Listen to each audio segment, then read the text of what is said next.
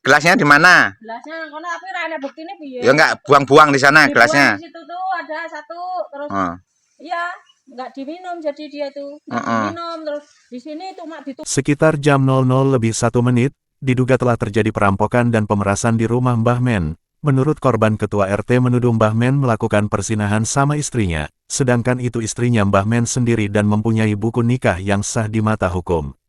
Menurut informasi, memang benar waktu itu ada masalah keluarga, sehingga cekcok antara Mbah Men dan istrinya, bahkan sempat pisah ranjang. Namun anaknya Mbah Men meminta Mbah Men pulang ke rumah karena sudah kangen sama bapaknya sendiri yakni Mbah Men. Namun tak disangka pada malam hari ketua RT datang.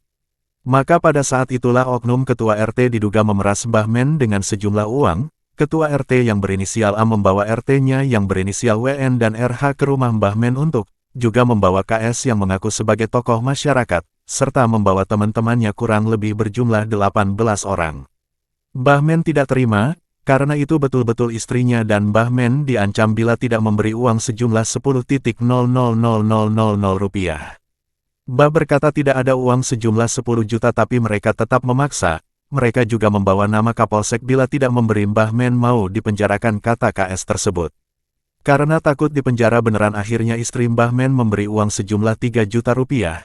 Karena mereka, baik ketua RT dan KS beserta rombongannya anarkis, mereka juga membanting gelas dan merusak beberapa barang. Mbah Men beserta istrinya meminta keadilan dari penegak hukum dan pihak kepolisian Tulang Bawang, agar masalah ini segera diusut tuntas. Kejadian tersebut berada di RT 6 Dusun 12 Kampung Sungai Nibung.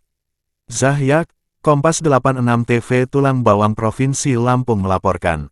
Jelas kita itu lagi nggak campur satu rumah, cuman bahasanya itu nggak ada apa-apanya, hanya untuk mengendalikan hal-hal yang tidak diinginkan aja. Terus itu kebetulan anak saya itu pulang dari Jogja dari kuliah itu kangen sama bapaknya.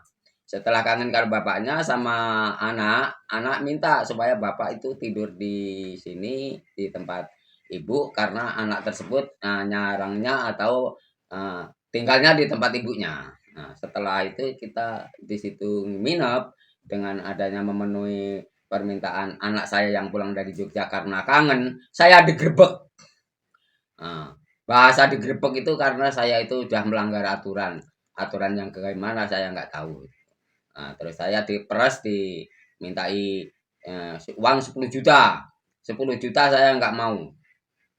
Dia turun 5 juta saya tidak mau. Dia turun 4 juta saya nggak mau karena saya memang nggak ada duit. Dan saya niatnya bukan apa-apa, niatnya di sini saya nengok anak karena anak kangen sama saya. Di samping itu, saya dengan rela itu tak kasih 1 juta. Itu pun terpaksa saya ngutang sama ibunya.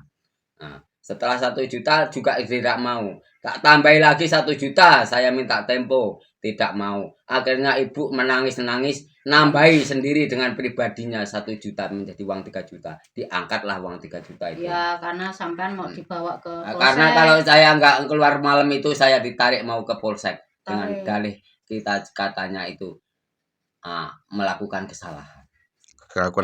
Ya.